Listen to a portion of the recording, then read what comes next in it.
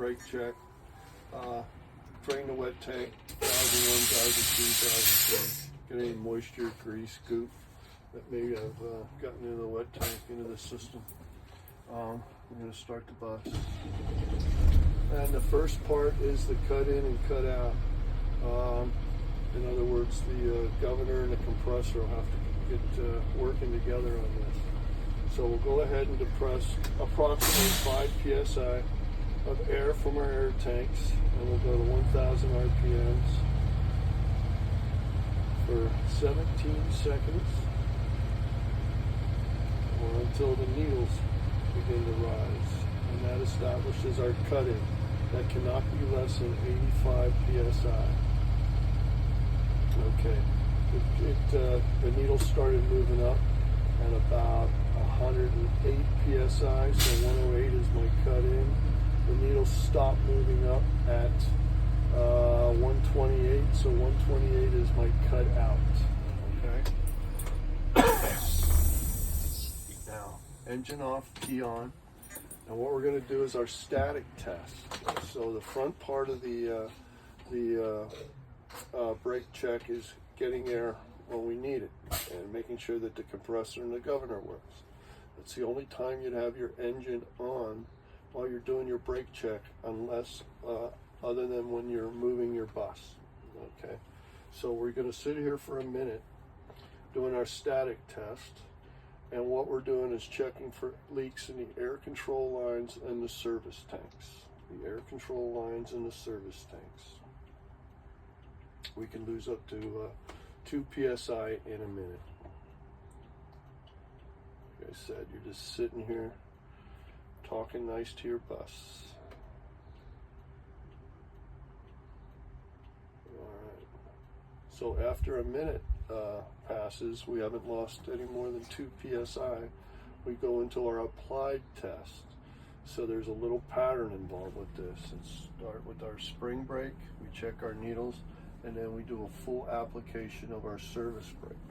So we'll go ahead and release our spring brake, meaning we're putting air into the spring brake chamber and pushing the spring back, waiting for our needles to settle, and then we do a full application of the service brake.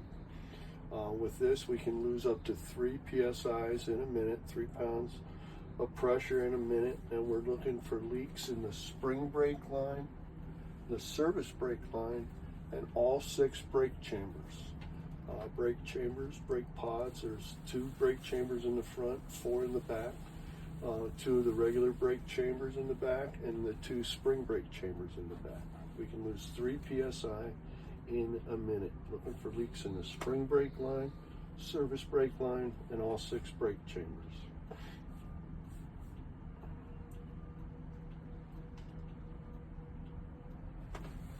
So after a minute, we haven't lost any air.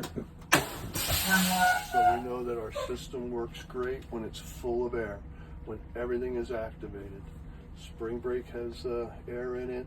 All the service brakes, the chambers all have air in it. So that's the applied test.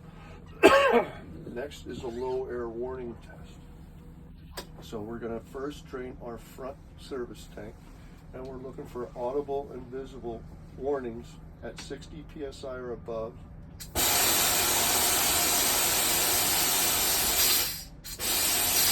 And it came on at about 68 psi, and we're also noticing, making sure that the other needle doesn't move, because if it did move, that would mean we had a faulty double check valve,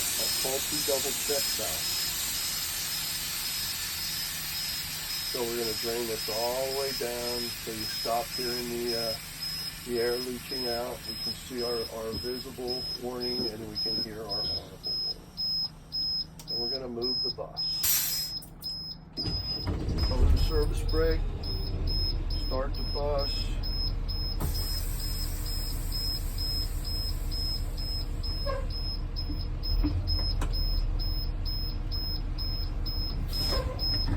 And just drift and come to a nice smooth stop. And how did we stop the bus? We stopped our bus with our rear service brakes only. We didn't have any front service brakes because it didn't have any air. We stopped the bus with our rear service brakes only. What makes them service brakes? They operate with their own air.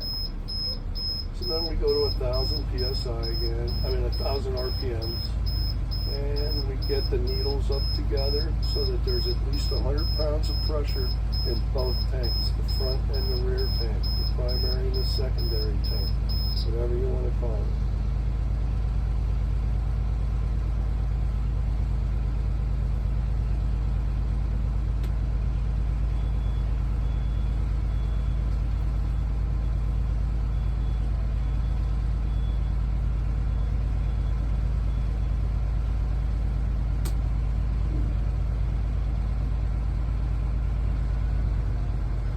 Okay, and we just went over slightly over 100 psi. So we're going to turn the engine off and the key on, and we're going to drain the rear service tank. Once again, this is an audible or visual warning at 60 psi, audible and visible warning at 60 psi or above.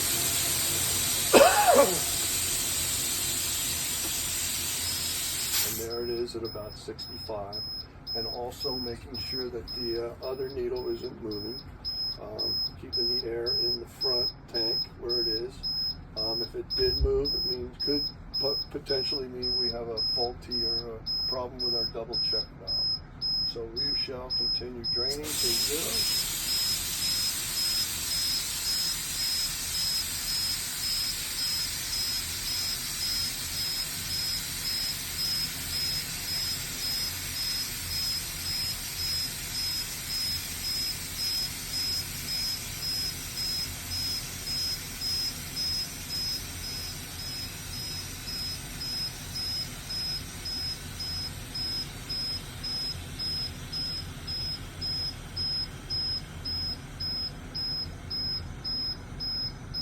And we move the bus to see if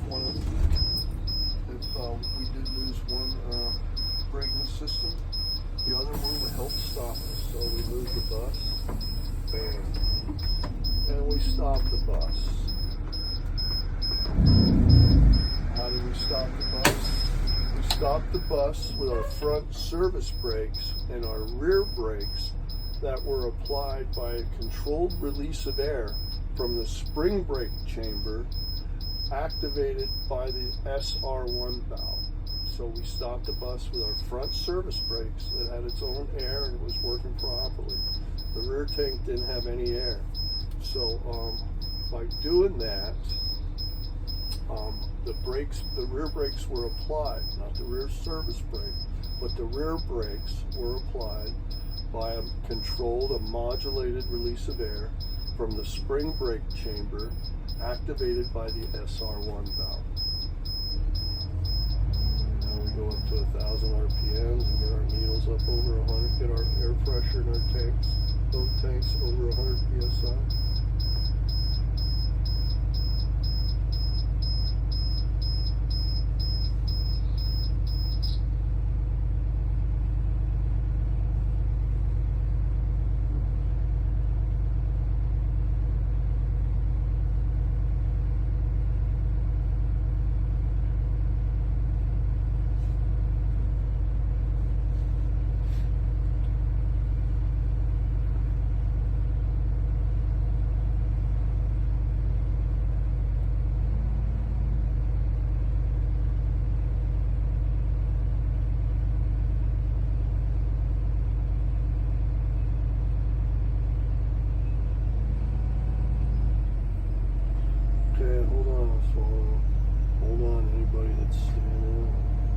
So now we're over 100 psi in both tanks, and we're going to stop the bus with our spring brake, parking brake, whatever you want to call it. So we were able to come through a stop by all that air just being released from the spring brake chamber, and the spring brake slammed it on.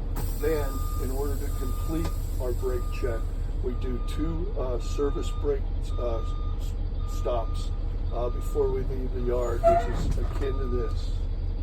basically we're going out and we're just going to apply the brakes gently. We're going to hold the wheel loosely to see if the wheel, that everything's in alignment.